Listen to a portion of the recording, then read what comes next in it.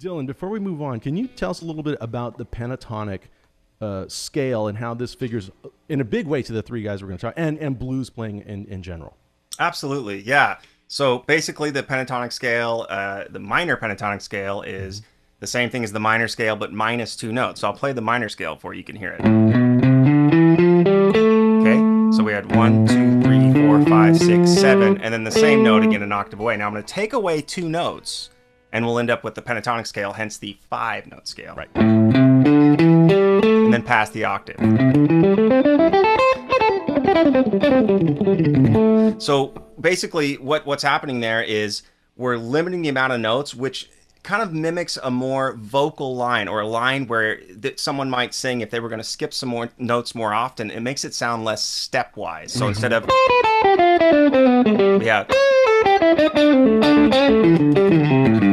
So you end up hearing wider spaces between the notes. It's a scale that's thought to have originated in Asia. You can make a pentatonic scale from any scale. So this is something that we talk about on the site, and we talk about how to do some reductions of different. We go through all the modes. We go through every scale on the site. But one idea is at home, if you want a super big challenge, is you take a scale like the Aeolian scale and try making your own pentatonic scale. Or Mixolydian. So I'm just removing 2 notes from each one of those modes, which are modes of the major scale, also talked about on the site, and basically building my own pentatonic scale. So take that, no. And another thing I wanted to explain about the pentatonic scale that's really commonly used in both of these styles is the blues scale, right? So the blues scale is this addition of the blues note, which is the flat 5. So when these guys are playing through these chord progressions and they're looking for a note that stands out and also sort of represents kind of the some of the outlawness of blues, they're hitting a lot of the flat 5 notes. So you've got,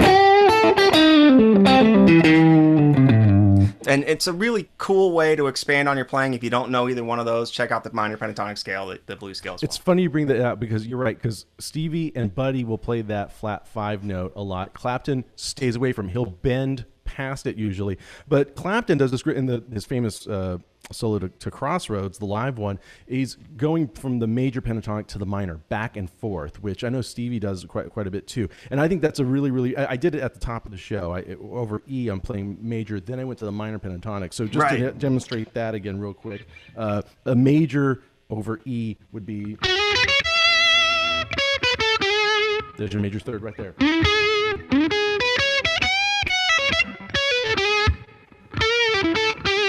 Now that's minor.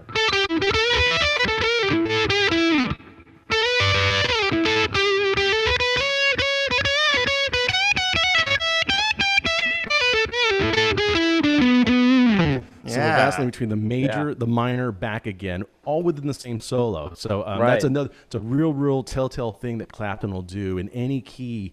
He'll generally start major, and then when he's ready to up the notch emotionally, he'll make it a minor third, and the minor 7 will show up. He's a really thoughtful player. You just watched a preview of Fender Play's Scales You Should Know collection.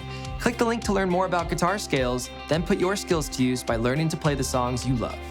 The Fender Play app offers a completely customizable learning experience for anyone who wants to learn to play guitar, bass, or ukulele. And you can track your progress while you learn to play using over 3,000 lessons and innovative practice features like our chord challenge, backing tracks, and weekly gear giveaways. Click the link to sign up for your free trial of Fender Play today. No credit card required.